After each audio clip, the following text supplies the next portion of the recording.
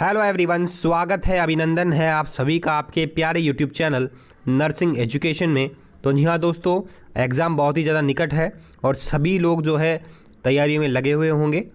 इसी क्रम में दोस्तों आज बात करने वाले हैं हम ओबीजी के बहुत ही इंपॉर्टेंट की पॉइंट्स को रिलेटेड ये वीडियो होने वाली है।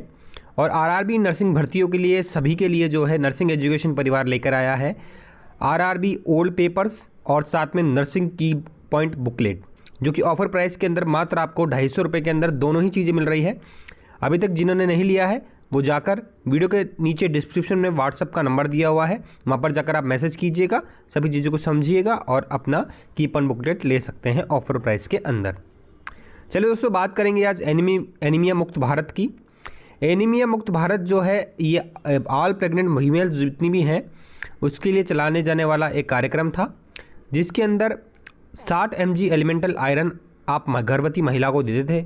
साथ में दोस्तों 500 माइक्रोग्राम फॉलिक एसिड जो है डेली जो महिला को लेना होता था प्रेगनेंसी के दौरान, ताकि उनमें एनीमिया और फॉलिक एसिड डिफिशिएंसी की वजह से न्यूरल टिप डिफेक्ट बच्चे के अंदर देखने को नहीं मिले। तो ये सभी चीज़ों को रोकने के लिए एनीमिया मुक्त भारत प्रोग्राम चलाया गया था। अब बात करते हैं दोस्तों best time to do USG to localize placenta, यानी कि प्लेसेंटा का पता लगाने के लिए बेस्ट टाइम यूएसजी कब करेंगे आप। तो थर्ड ट्राइमेस्टर ऑफ प्रेगनेंसी के अंदर बेस्ट समय होता है लोकलाइज प्लेसेंटा, यानी कि प्लेसेंटा का लोकलाइज देखने के लिए, लोकेशन को जानने के लिए यूएसजी के माध्यम से थर्ड ट्राइमेस्टर ऑफ प्रेगनेंसी के अंदर बहुत ही बेहतर समय होता है। नेक्स्ट बात करें दोस्तों best time to do USG to detect chronicity in twins, यानी कि दोस्तों सबसे बेहतर समय कौन सा होता है यूएसजी करने का, ताकि आप ट्विंस का पता लगा सके, यानी कि कोरियन का पता लगाने के लिए, डिटेक्ट करने के लिए कि ट्विन बेबी है या नहीं है। तो यूएसजी करते हैं आप 11 से 14 वीक ऑफ द प्रेगनेंसी पर। चलिए दोस्तों स्टार्ट करते हैं नेक्स्ट क्वेश्चन को। वेवलेंथ यूएसजी की यूज्ड इन ऑब्स्टेट्रिक्स, कितनी वेवलेंथ जो है यूएसजी अल्ट्रासोनोग्राफी के अंदर इस्तेमाल की जाती है ओबीजी के अंदर, तो उसको बोलते हैं दोस्तों ट्रांस एब्डोमिनल यूएसजी करते हैं आप। और 3 से 5 हर्ट्ज जो है वेवलेंथ आपकी यूएसजी की यूज की जाती है। साथ में बात की जाए अगर ट्रांस वेजाइनल आप यूएसजी कर रहे हैं तो दोस्तों 5 से लेकर 10 हर्ट्ज तक का क्या है आपको यूएसजी के अंदर वेवलेंथ रखना होता है। इसी प्रकार से बात की जाए दोस्तों नेक्स्ट प्रश्न की, बेस्ट पैरामीटर क्या होता है फीटल एज को डिटरमाइन, यानी कि पता लगाने का। तो क्राउन रंप लेंथ आप क्या करते हैं, नापते हैं और इसके माध्यम से जो है आप फीटल की एज को जानने का प्रयास करते हैं। नेक्स्ट बात करें best time to do USG to determine fetal age. Fetal age को जानने के लिए सबसे बेस्ट टाइम क्या होगा यूएसजी के माध्यम से, तो वो होता है आपका first trimester of the pregnancy के अंदर आप यूएसजी के माध्यम से जो है फीटल की एज को पता लगा सकते हैं। अब बात करें best USG parameter to determine gestational age in first trimester. वही प्रश्न है कि यूएसजी के माध्यम से गेस्टेशनल एज फर्स्ट ट्राइमेस्टर के अंदर आप किस प्रकार से नाप सकते हैं, तो वो होता है दोस्तों क्राउन रंप लेंथ की लंबाई नापकर आप पता लगा सकते हैं कि फर्स्ट ट्राइमेस्टर के अंदर गेस्टेशनल एज कितनी हुई है। नेक्स्ट बात करें earliest anomaly to be detect on USG. सबसे अर्लीस्ट एनोमली जो यूएसजी के माध्यम से पता लगा सकते हैं आप, तो वो होती है एनएनसी वैली। क्या होती है, एनएनसी वैली होती है। नेक्स्ट बात करें एनएनसी वैली जो है डिटेक्ट कर ली जाती है 10th week of the gestation में। गर्भवती महिला जो है उस 10 वीक की प्रेगनेंसी के अंदर जो है एनएनसी वैली कंडीशन आप पता लगा सकते हैं। अब बात करते हैं साइन ऑफ एनएनसी वैली का। तो साइन की बात की जाए तो मंकी माउस साइन, यानी कि मिक्की माउस साइन इसको देखने को मिलता है फेस पर बच्चे के, जो कि एनएनसी वैली का एक बहुत ही बड़ा साइन एंड सिम्टम होता है। फ्रॉग आई साइन देखने को मिलता है, बिग आइज देखने को मिलती है। साथ में बात की जाए नकल रिजिडिटी, यानी कि फिर नकल ट्रांसलुनेसी देखने को मिलती है, यानी कि आपकी जो स्किन एंड सॉफ्ट टिश्यू जो है जो फीटल स्पाइन और सैजिटल प्लेन के अंदर मौजूद है उसकी थिकनेस जो है मैक्सिमम हो जाती है। ठीक है। साथ में बात की जाए इसको मेज़र करते हैं आप 11 से लेकर 13 वीक ऑफ द प्रेगनेंसी पर, और न्यूरल ट्यूब जो है अप टू 3 mm हो जाती है। अगर न्यूरल ट्यूब जो है 3 mm से ज़्यादा है तो वो एबनॉर्मल कंडीशन है, और 3 mm से कम तक है तो आप नॉर्मल के अंदर काउंट करते हैं।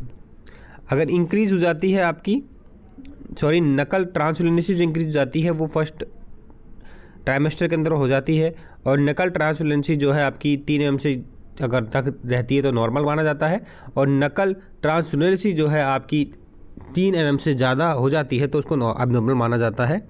ठीक है, चलिए डाउन सिंड्रोम के बारे में जान लेते हैं। तो डाउन सिंड्रोम के अंदर सेकेंड ट्राइमेस्टर के अंदर आप डाउन सिंड्रोम के बारे में पता लगा सकते हैं। टर्नर सिंड्रोम जो है आप थर्ड ट्राइमेस्टर के अंदर पता लगा सकते हैं, जो कि कार्डिक एनोमलीज कंडीशंस होती है। अब बात करते हैं नकल ट्रांसलुनेंसी जो है आप मेज़र करते हैं क्राउन रम्प लेंथ के द्वारा बिटवीन जो होती है इसकी 38 से लेकर 84 mm होती है। अब बात करें पेल्विस जो है 4 बोन से मिलकर बनी होती है। पहली होती है सैक्रम बोन, दूसरी होती है कॉकिक्स, तीसरी जो बोन होती है यानी कि 2 बोन जो होती है आपकी वो आपकी इनोमिनेट बोन होती है, और 2 आपकी सैक्रम और कॉकिक्स, 1 सैक्रम और कॉकिक्स और 2 इनोमिनेट बोन देखने को मिलती है। पेल्विक इनलेट जो है पेल्विक रिम के अंदर लाइज होता है, ये भी आपको पता होना चाहिए। साथ में बात करें पेल्विक कैविटी जो है लेवल ऑफ स्पिंस इस्चियल ट्यूबरसिटी के अंदर लगभग पाया जाएगा। ठीक है, angle of inclination of pelvis की बात की जाए तो 55 डिग्री का इसमें एंगल बनता है। ठीक है, और हाई लेवल इंक्लाइनेशन की बात की जाए तो delayed engagement also favour oxy posterior position. अगर डिलेड इंगेजमेंट हुआ है तो वो भी फेवर करता है ऑक्सीपिटो पोस्टीरियर पोजीशन को, ये भी आपको पता होना चाहिए। सैक्रल एंगल की बात की जाए तो 90 डिग्री का एंगल सैक्रल एंगल बनता है, और डायमीटर की बात की जाए पेल्विक इनलेट के तो उसको भी जान लेते हैं दोस्तों। एंटीरियर पोस्टीरियर डायमीटर की बात की जाए तो उसको ट्रू कॉन्जुगेट या फिर एनाटॉमिकल कॉन्जुगेट भी कहते हैं, जो कि 11 सेंटीमीटर का होता है। पोस्टीरियर कॉन्जुगेट की बात की जाए तो 10 से लेकर 10.5 सेंटीमीटर रहेगा। डायगोनल कॉन्जुगेट की बात की जाए तो 12 सेंटीमीटर रहता है, और ट्रांसफर डायमीटर ऑफ इनलेट की बात की जाए तो 13 सेंटीमीटर तक इसका रहता है। पोस्टीरियर सेजाइटल डायमीटर की बात की जाए तो 5 सेंटीमीटर इसका डायमीटर रहता है, और ऑब्लिक डायमीटर की बात की जाए पेल्विक इनलेट के तो 12 सेंटीमीटर इसका डायमीटर रहता है। पेल्विक कैविटी जो है एंटीरियर पोस्टीरियर ट्रांसफर डायमीटर जो है 12 सेंटीमीटर रहेगा दोनों का, और पेल्विक आउटलेट की बात की जाए तो पेल्विक आउटलेट और एंटीरियर पोस्टीरियर डायमीटर जो है 13 सेंटीमीटर रहता है। इसी प्रकार ट्रांसवर्स डायमीटर और इंट्राट्यूबरस डायमीटर की बात की जाए तो 11 सेंटीमीटर इसका डायमीटर रहता है, और पोस्टीरियर सेजाइटल डायमीटर की बात की जाए तो 7 सेंटीमीटर इसका डायमीटर रहता है। वेस्ट स्पेस की बात की जाए तो मॉरिस की जो रहेगी वो 1 सेंटीमीटर रहेगी, इससे कम रहेगी, और नॉर्मल फीमेल पेल्विस की बात की जाए तो गायनेकोड पेल्विस जो है आपका नॉर्मल पेल्विस माना जाता है। मेल्स के अंदर सबसे ज़्यादा पाया जाने वाला पेल्विस जो है वो एंड्रोइड पेल्विस रहता है, और फेवरेबल पेल्विस की बात की जाए प्रेगनेंसी के लिए तो वो गायनेकोड पेल्विस माना जाता है। मोस्ट कॉमन टाइप ऑफ की बात की जाए तो वो भी गायनेकोड पेल्विस ही माना जाता है। लीस्ट कॉमन टाइप की बात की जाए तो सबसे लीस्ट कॉमन जो होता है वो पेटीप्लॉइड पेल्विस माना जाता है। अब बात करते हैं एक ऐसा पेल्विस जिसका एंटीरियर पोस्टीरियर डायमीटर जो है मोर देन है ट्रांसवर्स डायमीटर के, तो वो होता है आपका एंथ्रोपॉइड पेल्विस, जो कि एक प्रकार का पेल्विस होता है, जो कि खास तौर पर जो है फीमेल्स के अंदर नहीं पाया जाता। नॉर्मली एंथ्रोपॉइड पेल्विस जो है कम ही फीमेल्स के अंदर देखा जाता है, लेकिन इसके डायमीटर की बात की जाए तो वो एंटीरियर पोस्टीरियर डायमीटर जो है इसका ट्रांसफर डायमीटर से ज़्यादा बड़ा होता है। डायरेक्ट ऑक्सीपिटो पोस्टीरियर जो होता है डायमीटर वो एंथ्रोपॉइड पेल्विस का ज़्यादा होता है, मोस्ट कॉमन होता है, और डीप ट्रांसवर्स अरेस्ट जो है सबसे कॉमन देखने को मिलता है एंड्रोइड पेल्विस में। यानी कि डीप ट्रांसवर्स अरेस्ट जो देखने को मिलेगा वो एंड्रोइड पेल्विस यानी कि मेल पेल्विस के अंदर से ज़्यादा देखने को मिलता है। ब्रॉड पेल्विस की बात की जाए तो सबसे ब्रॉड पेल्विस जो माना जाता है वो पेटीप्लॉइड पेल्विस को माना जाएगा, और ट्रांसफर डायमीटर जो है एंटीरियर पोस्टीरियर डायमीटर के ज़्यादा होता है पेटीप्लॉइड पेल्विस का। नेगल पेल्विस की बात की जाए तो अगर एला ऑफ सैक्रल बोन आपने देखा होगा इनलेट कैविटी के अंदर पेल्विस के, तो एला ऑफ सैक्रम बोन होती है 2। अगर एक एला ऑफ सैक्रम बोन एब्सेंट हो जाती है तो ऐसे पेल्विस को नेगल्स पेल्विस कहा जाएगा, और दोनों ही एला ऑफ सैक्रम एब्सेंट है तो ऐसे पेल्विस को रॉबर्ट पेल्विस कहा जाता है। अब बात करते हैं कि बेस्ट रेडियोलॉजिकल मेथड क्या होता है पेल्विस के असेसमेंट का।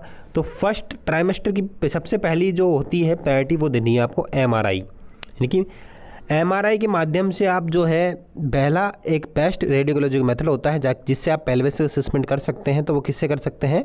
पहली प्रायोरिटी आपको एमआरआई को देनी है, दूसरी प्रायोरिटी आपको सीटी स्कैन को देनी है, और तीसरी प्रायोरिटी आपको एक्सरे को देनी है। अब बात की जाए anterior posterior diameter of skull is always bigger than transfer diameter. जो एंटीरियर पोस्टीरियर डायमीटर होता है स्कल का, ठीक है, मस्तिष्क के जो बोन्स होती है, स्कल होती है, उसका जो एंटीरियर पोस्टीरियर डायमीटर जो होता है वो हमेशा ट्रांसफर डायमीटर से बड़ा हुआ रहता है।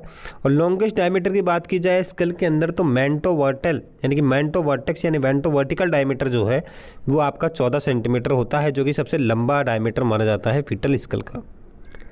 अब बात करते हैं next, second longest anterior posterior diameter जो होता है वो होता है आपका सब मेंटोवर्टिकल।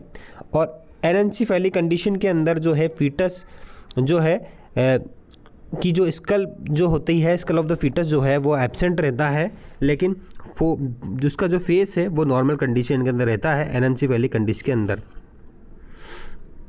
मोस्ट कॉमन प्रेजेंटेशन की बात की जाए एनेंसेफेली के अंदर जो फेस प्रेजेंटेशन रहता है, और पेस मेकर की बात की जाए यूट्रस के, यानी कि यूट्रस को जो कॉन्ट्रैक्टाइल कराता है, कॉन्ट्रैक्शन का काम जो कराएगा, तो पेस मेकर होता है वो होता है आपका कोरोना ऑफ द यूट्रस। अब बात की जाए किस 2 सेंटीमीटर प्रति सेकंड के माध्यम से डीपोलराइजेशन होता है, आपके कॉन्ट्रैक्शन स्प्रेड होते हैं, और कॉन्ट्रैक्शन आर पाल्पेबल 10 mmHg।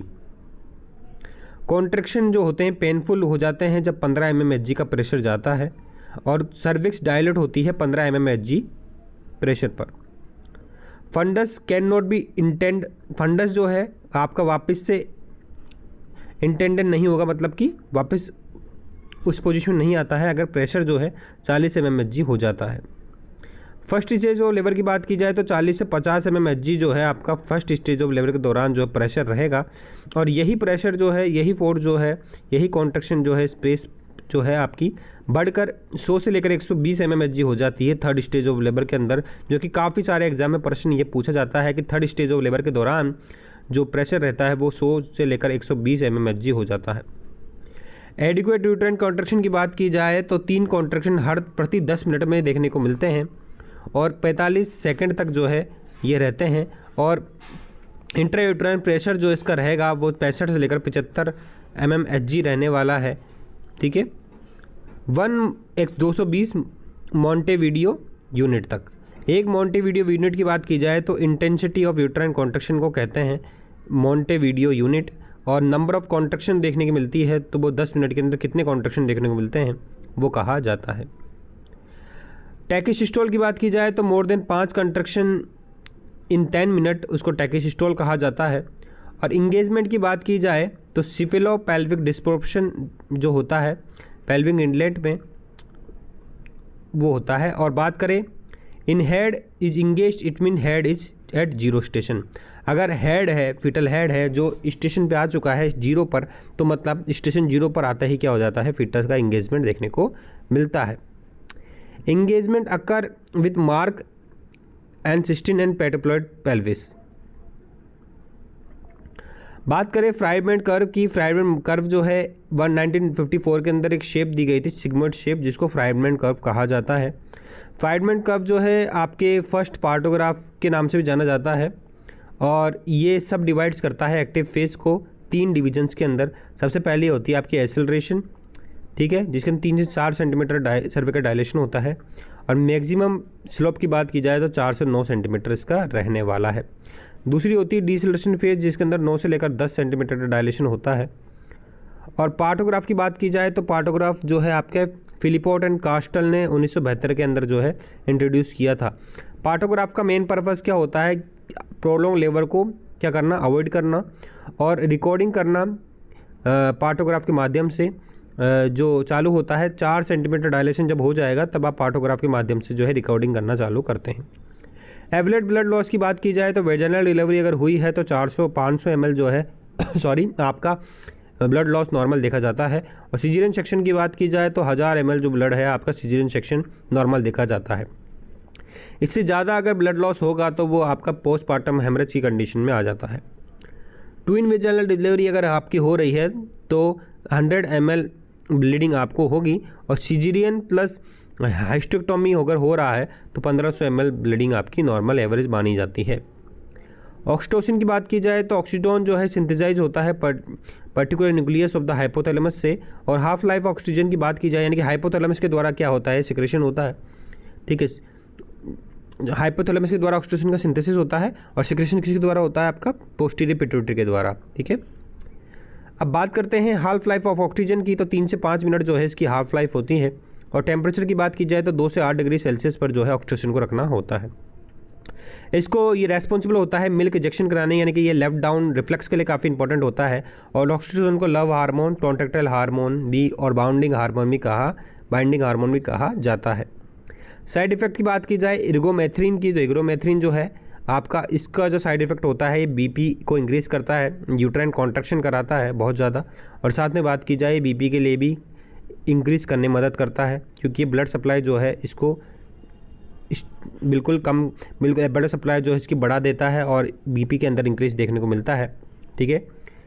अब बात करते हैं कॉन्ट्राइंडिकेशन की बात की जाए तो इर्गोमेथ्रिन जो है ट्विन प्रेगनेंसी के अंदर देते हैं। और इर्गोमेथ्रिन जो है आपको कब लगाना होता है, जब सेकंड बेबी डिलीवर होता है, शोल्डर पहला बेबी डिलीवर हो गया, सेकंड बेबी जो है डिलीवर हो जाता है, उसका शोल्डर जैसे डिलीवर होगा सेकंड बेबी का, तभी आपको इर्गोमेथ्रिन दे देना है।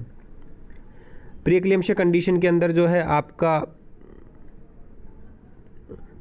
कॉन्ट्राइंडिकेशन की बात की जाए इर्गोमेथ्रिन ट्विन प्रेगनेंसी के अंदर कॉन्ट्राइंडिकेशन रहते हैं। लेकिन अगर बात की जाए आपकी अगर देना है तो सेकंड बेबी की डिलीवरी के बाद में आप देते हैं। वैसे कॉन्ट्राइंडिकेशन मानी जाती है ये, क्योंकि ये बहुत ही ज़्यादा जो है आपकी बीपी को इंक्रीज कर देती है। अब बात करें pre eclampsia condition, eclampsia condition के अंदर भी इसको कॉन्ट्राइंडिकेट रखा जाता है। लेकिन अगर आप दे रहे हैं तो डॉक्टर के परामर्श में लेकर ज़रूर दें, क्योंकि ट्विन प्रेगनेंसी के अंदर अगर इसको देने से बहुत ज़्यादा यूट्राइन के कॉन्ट्रैक्शन भी देखने को मिल सकते हैं, तो हो सकता है कि आपका बेबी रिटेंड भी रह जाए। अगर देना है तो जैसे ही बेबी डिलीवर होता है तो आपके शोल्डर डिलीवरी के बाद में ही इसको दे देना होता है। बात करें कार्बिप्रोस्ट की, कार्बिप्रोस्ट जो है कॉन्ट्राइंडिकेट रहता है ब्रोंकियल अस्थमा के अंदर, ये भी आपको ध्यान में रखना होता है।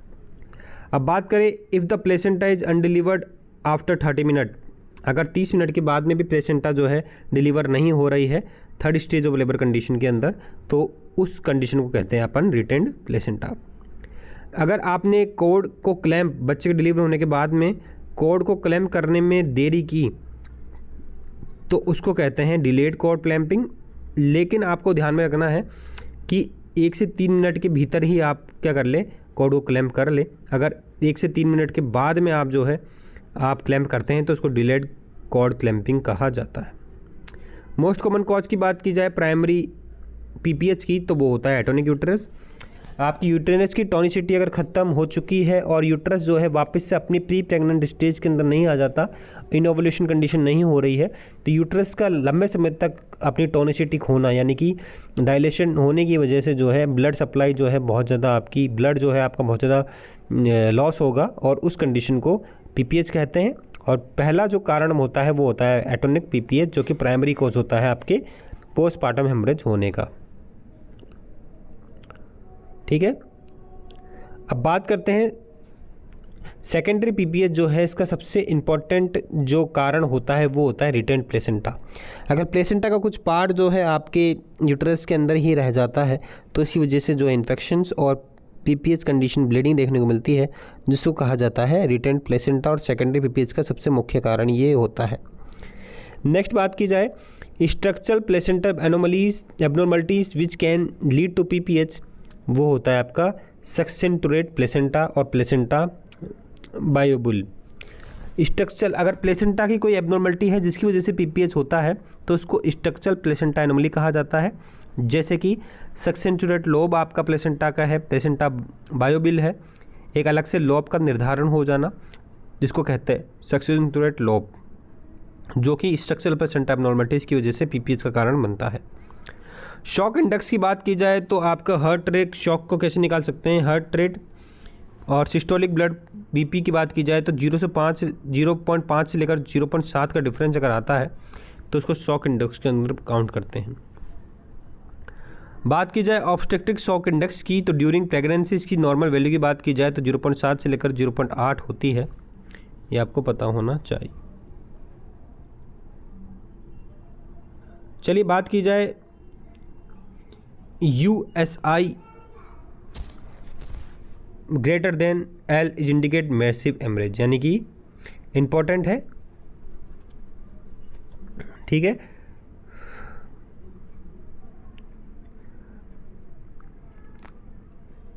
अब बात करें बकरी बलून कैथेटर जो है इस्तेमाल की जाता है आपका पीपीएच कंडीशन को ट्रीट करने के लिए।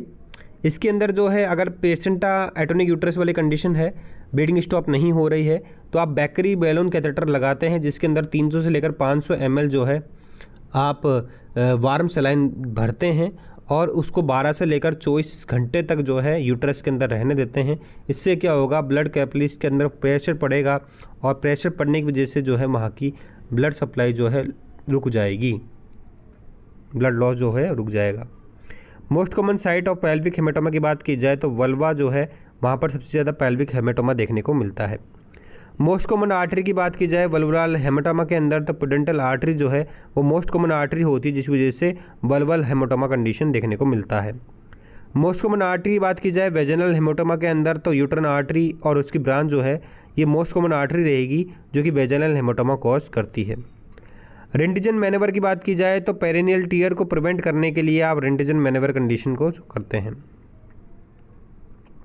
अब बात करें patient after delivery goes into unexplained shock.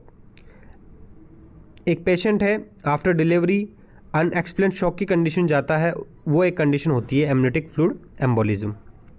Deep transfer arrest जो है आपका लेवल ऑफ इस्चियल स्पाइन पर देखने को मिलता है और मोस्ट कॉमन जो है अरेस्ट जो ट्रांसफर देखने को मिलेगा पेल्विक में वो इस्चियल स्पाइन पर देखने को मिलेगा, जो कि लगभग आपके एंड्रॉयड पेल्विस के अंदर सबसे ज़्यादा देखने को मिलता है। सिजेरियन सेक्शन की बात की जाए तो मैनेजमेंट ऑफ चॉइस होता है, अगर ट्रांसफर अरेस्ट वाली कंडीशन हो रही है तो उसके अंदर सिजेरियन सेक्शन आपको कराना होगा डिलीवरी के लिए। और only forceps which can rotate the fetal head, कौन सा एक ऐसा फोर्सेप है जो कि फीटल स्कल को रोटेट करने के लिए काम में लिया जाता है, उसको कहते हैं दोस्तों किलेंड फोर्सेप। अब बात करें oblique posterior arrest, most common जो देखने को मिलेगा वो एंथ्रोपॉइड पेल्विस के अंदर देखने को मिलता है। और माल रोटेशन की बात की जाए मोस्ट कॉमन जो होने वाला है वो एंथ्रोपॉइड पेल्विस जो है वो माल रोटेशन होता है, मोस्ट कॉमन जो देखा जाता है एंथ्रोपॉइड पेल्विशन के अंदर वो सबसे ज़्यादा होता है, यानी कि एंथ्रोपॉइड पेल्विस के अंदर ही सबसे ज़्यादा जो माल रोटेशन देखने को मिलते हैं। मोस्ट कॉमन माल प्रेजेंटेशन की बात की जाए तो ब्रीच प्रेजेंटेशन जो है सबसे मोस्ट कॉमन माल प्रेजेंटेशन देखने को मिलता है, ठीक है, बेबी का। और फेस प्रेजेंटेशन जो है सबसे मोर कॉमन है, जो कि मल्टीपेरस वूमेन जो है उनमें देखने को मिलता है। अब बात की जाए एनेंसेफेलिक कंडीशन के अंदर भी मोस्ट कॉमन कॉज जो होता है वो फेस प्रेजेंटेशन का एनेंसेफेलिक कंडीशन होती है।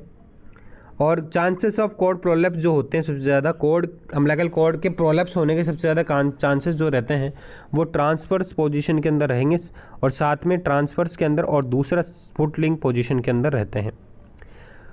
बात करें most common form of fetal traumatic injury during breech extension it's intracranial, मतलब कि मोस्ट कॉमन जो फीटल ट्रॉमेटिक इंजरी देखने को मिलती है वो देखने को मिलती है इंट्राक्रेनियल, मतलब कि आपकी सिफिलोहेमाटोमा और आपकी बात करें कैपोट सक्सेडेंट कंडीशन जो है मोस्ट कॉमन ट्रॉमेटिक इंजरीज देखने को मिलती है ब्रीच प्रेजेंटेशन के अंदर, ठीक है।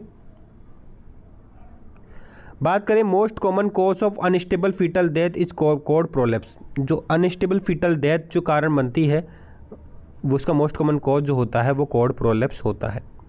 अब बात करें ऑब्स्ट्रक्टेड लेबर वाली कंडीशन के अंदर आपको कभी भी ऑक्सीटोसिन नहीं देना चाहिए, क्योंकि दोस्तों अगर आपने ऑक्सीटोसिन दे दिया तो टिटेनिक यूट्राइन कॉन्ट्रैक्शन देखने को मिल सकते हैं, जिससे बहुत ज़्यादा दिक्कत आगे हो सकती है।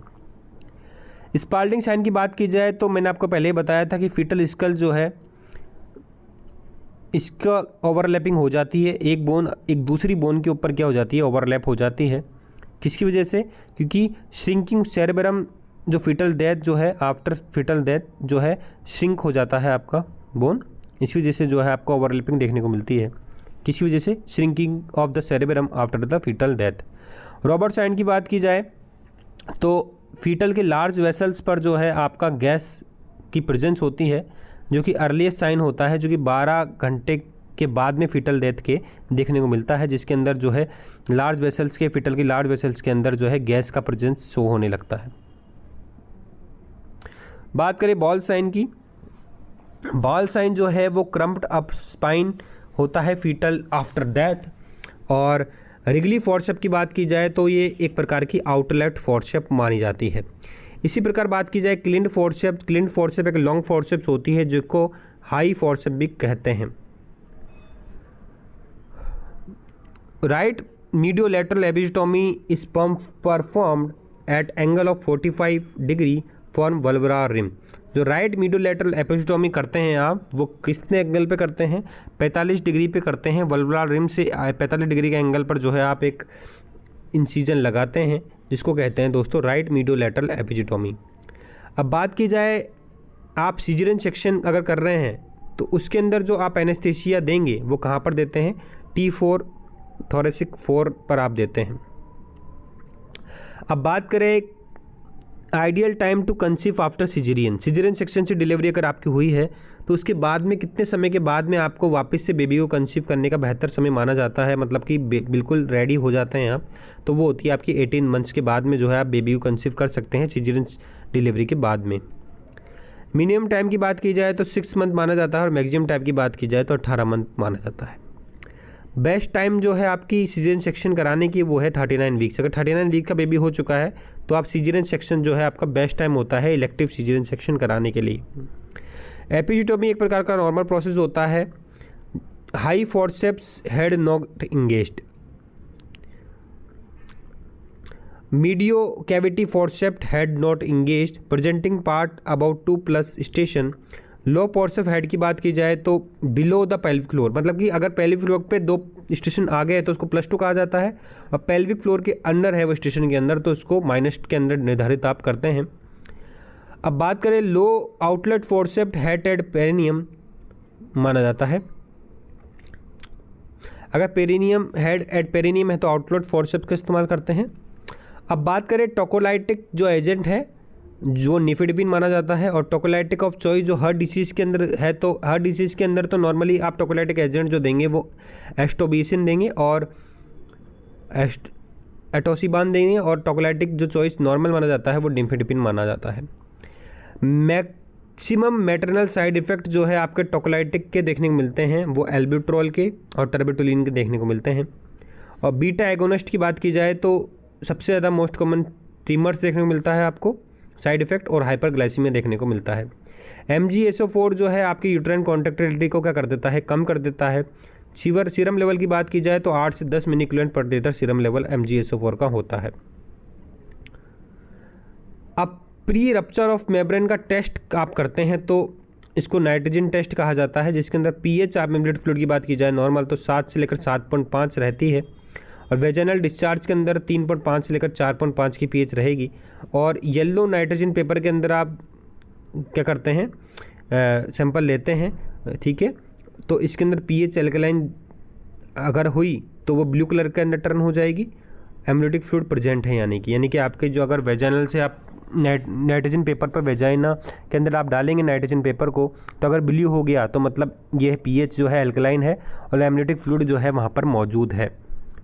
अगर येलो हुआ है तो पेपर नाइट्रोजन पेपर तो आपका एमनियोटिक फ्लूइड वहाँ पर मौजूद नहीं है। फन टेस्ट के माध्यम से भी आप करा सकते हैं। इसके अंदर जो है आप पोस्टीरियर वेजाइनल फॉर्निक्स से आप स्वैब लेंगे, ठीक है, ग्लास के अंदर। अगर वहाँ पर फन लाइक पैटर्न सीन देखने को मिल रहा है तो प्री रप्चर ऑफ मेम्ब्रेन जो है नहीं हुआ है, प्री रप्चर ऑफ मेम्ब्रेन हो गया है। अगर फन पैटर्न देखने को नहीं मिलता है तो no pre rupture of membrane हुआ है।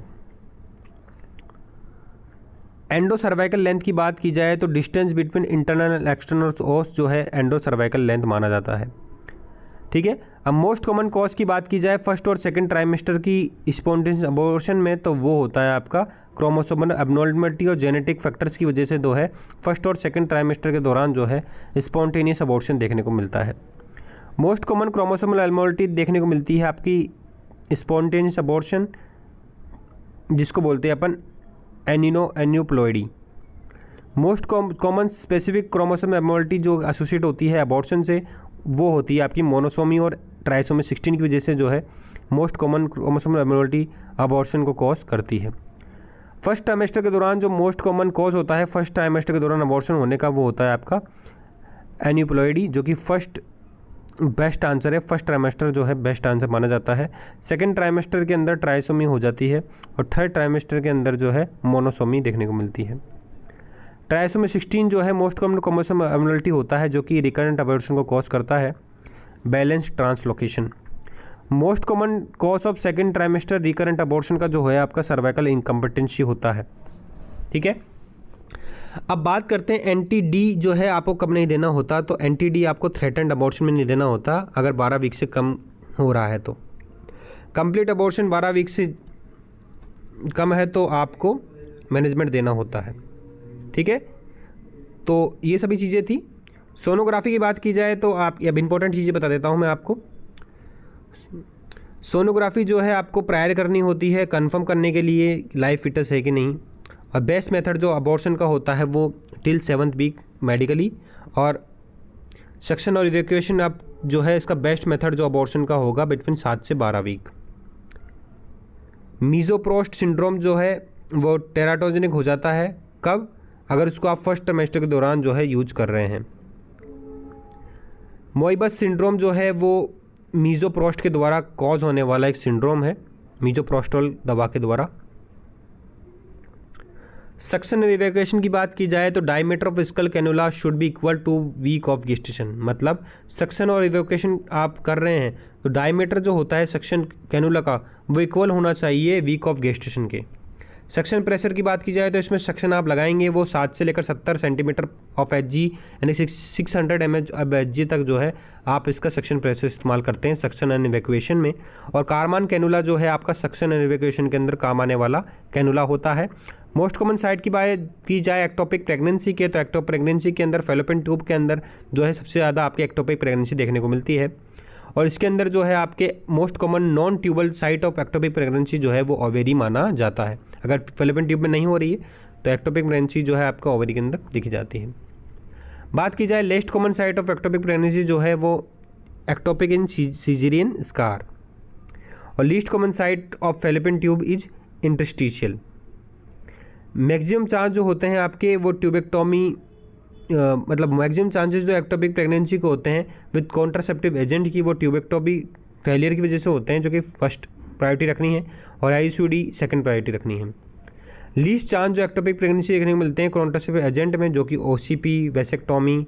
और most common type of tubal abortion जो होगा वो एम्पुला के अंदर अगर प्रेगनेंसी हुई है तो ट्यूबल अबॉर्शन के अंदर जो है मोस्ट कॉमन साइट जो है वो एम्पुला मानी जाती है। ट्यूबल रप्चर जो है इस्टमस पार्ट के अंदर ज़्यादा देखने को मिलता है।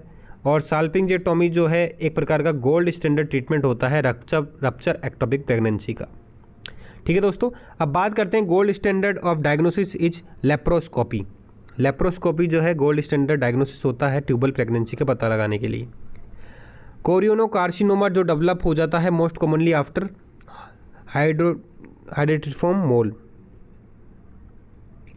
Most common gestational trophoblastic neoplasia जो डेवलप देखने को मिलता है आफ्टर फुल टर्म प्रेगनेंसी वो है कोरियोकार्सिनोमा।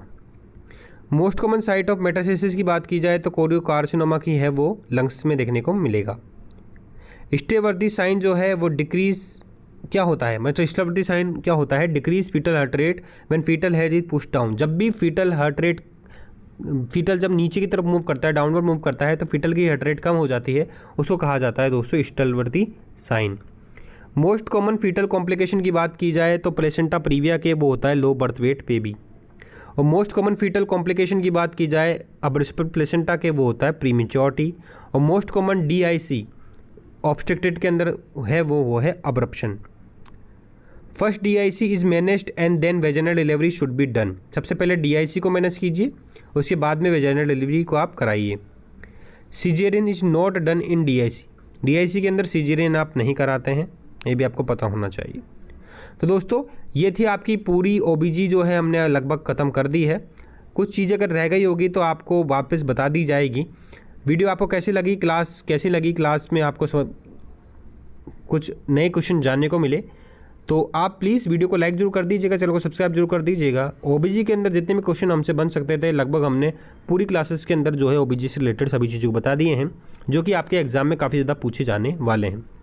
ठीक है, अगर किसी ने अभी तक नर्सिंग की पॉइंट बुकलेट को नहीं लिया है, RRB के वॉलपेपर को नहीं लिया है, तो जाकर आप व्हाट्सएप नंबर डिस्क्रिप्शन में दिए गए हैं, वहाँ पर जाकर आप मैसेज कीजिए तो आपको ये दोनों चीज़ें प्रोवाइड हो जाएगी। मात्र ऑफर प्राइस 250 रुपीज़ रखा गया है।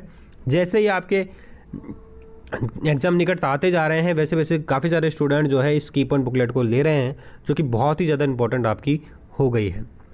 तो व्हाट्सएप नंबर डिस्क्रिप्शन में दिए गए हैं, वहाँ पर जाकर मैसेज कीजिएगा तो आपको सभी प्रकार की जानकारी मिल जाएगी और की पॉइंट बुकलेट भी आपको वहाँ पर प्रोवाइड हो जाएगी। मात्र 250 रुपीज़ में की पॉइंट बुकलेट और RRB के वॉलपेपर आपको मिल जाएंगे। दोस्तों सब्सक्राइब कर दीजिए चैनल को, टेलीग्राम चैनल से जाकर जुड़ें। जय हिंद, जय भारत।